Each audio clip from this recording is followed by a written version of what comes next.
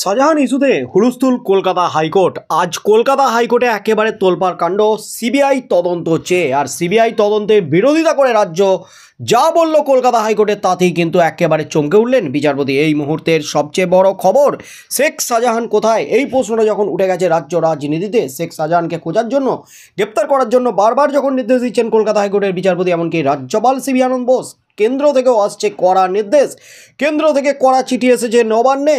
ঘরে বাইরে চাপে যখন রাজ্য সরকার, সেই মুহূর্তে এবার শাহজাহান কাণ্ডে সিবিআই তদন্তের দাবির তে একেবারে কলকাতা হাইকোর্টে গেছেন ইডির আধিকারিকরা। আর সেই মামলাতেই কিন্তু আজ একেবারে হুলস্থুল কাণ্ড। রেশন দুর্নীতিকাণ্ডে সন্দেশখালীর তৃণমূল নেতা শেখ শাহজাহানের বাড়িতে তল্লাশিতে গিয়েছিলেন ইডি অফিসাররা। শেষমেশ তারা মারধর খেয়ে ফিরেছেন, কিন্তু শাহজাহান ফেরার। কলকাতা হাইকোর্টে নিয়ে চলছে মামলা। শাহজাহানকে খোঁজার দায়িত্ব সিবিআইয়ের হাতে। ছেড়ে দেওয়ার আর্জি পেশ হয়েছে উচ্চ আদালতে। সেই দাবি খণ্ডন করতে গিয়ে রাজ্যের অ্যাডভোকেট জেনারেল কিশোর দত্ত বুধবার যুক্তি দিলেন সিবিআই সর্বগহর এমন ধারণাই ভ্রান্ত। তাঁর কথায়, সিবিআই কি রবীন্দ্রনাথ ঠাকুরের নোবেল উদ্ধার করতে পেরেছে? তাহলে এ রাজ্যে বহু মামলার তদন্ত করছে কেন্দ্রীয় তদন্তকারী সংস্থা সিবিআই এবং ইডি। গত 3 দশকের যদি রেকর্ড দেখা যায়, তাহলে তাদের ঝুলিতে ব্যর্থতা ছাড়া আর কিছুই নেই। দু একটা বিচ্ছিন্ন বা বিক্ষিপ্ত ঘটনা ছাড়া রাজ্য পুলিশের গায়ে কিন্তু কোনো ব্যর্থতার ছাপ নেই। রবীন্দ্রনাথ ঠাকুরের নোবেল পুরস্কার উদ্ধারে সিবিআইয়ের ব্যর্থতার সঙ্গে শাহজাহানকে খোঁজার কোনো মিল রয়েছে কিনা তা বিচারপতিরা বিচার করে দেখবেন। বুধবার বিকেলে এই মামলার চূড়ান্ত রায় ঘোষণার সম্ভাবনা রয়েছে। সন্দেশখালী ঘটনা নিয়ে হাইকোর্টে মামলা করেছে ইডি। কেন্দ্রীয় গোয়েন্দাদের মারধর ও শাহজাহানের পালিয়ে যাওয়ার ঘটনা নিয়ে রাজ্য পুলিশ এখনও পর্যন্ত যে তদন্ত করছে তার রিপোর্ট এদিন আদালতে পেশ করেছে রাজ্য সরকার। পূর্ণাঙ্গ কেস ডায়েরিও জমা দেওয়া হয়েছে। সেই সঙ্গে রাজ্য সরকার এদিন কলকাতা হাইকোর্টে জানিয়েছেন, শাহজাহান বাড়ি এবং সন্দেশখালী বাজার এলাকায় মোট 10টি সিসিটিভি ক্যামেরা বসানো হয়েছে। রাজ্যের তরফে জবাবে বলা হয়েছে, শাহজাহানের খোঁজ এখনও চলছে। 307 তথা খুনের ধারা এবং ডাকাতির ধারায় মামলা করা হয়েছে।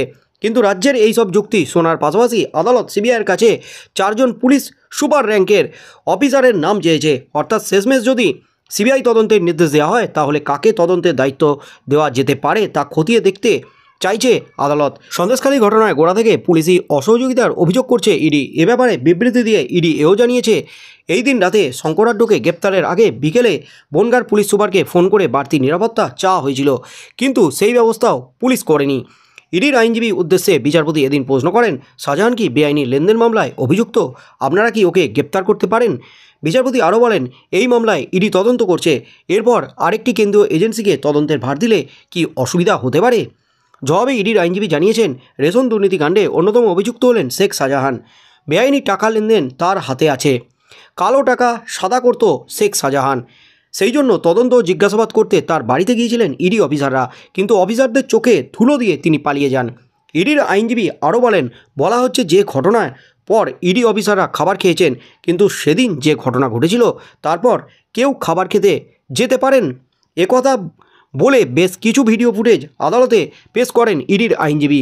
ইডির আইনজীবী আরও বলেন, যা বলা হচ্ছে ওই ঘটনার পর ইডি অফিসাররা খাবার খেয়েছেন, কিন্তু সেদিন যে ঘটনা ঘটেছিল তারপর কেউ খাবার কি খেতে যেতে পারেন একথা বলে বেশ কিছু ভিডিও ফুটেজ আদালতে পেশ করেছেন ইডির আইনজীবী। বুধবার বিকেল 4টে এই মামলার চূড়ান্ত রায় ঘোষণা সম্ভাবনা রয়েছে। তার মধ্যেই কিন্তু একেবারে কলকাতা হাইকোর্টে হুলস্থুল কাণ্ড। ইতিমধ্যেই 4 জন সিবিআই র্যাঙ্কের 4 পদস্থ কর্তার নাম কিন্তু জানতে চেয়েছেন সিবিআইয়ের কাছে কলকাতা হাইকোর্টের বিচারপতি জয় সেনগুপ্ত। কারণ এবার কিন্তু সিবিআই তদন্তের দিকেই যাচ্ছে এই মামলাটি। বিচারপতি কিন্তু 4 অফিসারের নাম ইতিমধ্যেই জানতে চেয়েছেন, কিন্তু তার তীব্র বিরোধিতা করেছে রাজ্য সরকার। সিবিআই কি রবি ঠাকুরের নোবেল খুঁজে দিতে পেরেছে? সিবিআই কোন কাজে সফল হয়েছে, কোন মামলার তদন্তে সিবিআই সফল হয়েছে, এমনই কিন্তু প্রশ্ন করেছে রাজ্য সরকারের অ্যাডভোকেট জেনারেল কিশোর দত্ত। সেই দাবি কিন্তু পুরোপুরি খারিজ না করলেও, সেই দাবিতে কর্ণপাত না করলেও বিচারপতি কিন্তু সিবিআই তদন্তের দিকেই এগোচ্ছেন, এমনই কিন্তু মনে করছে ওয়াকিবহল মহল। কারণ বিচারপতি এটা বলেছেন যে যা শুনছি সেটা কিন্তু ভয়ঙ্কর কাণ্ড। তাহলে কেন অন্য এজেন্সিকে এই তদন্তভার দেওয়া হবে না, এমনই কিন্তু পর্যবেক্ষণ বিচারপতির। তাই শেষমেশ বিচারপতি এই মামলায় কি রায় দেন সেদিকেই চোখ থাকবে গোটা রাজ্যের।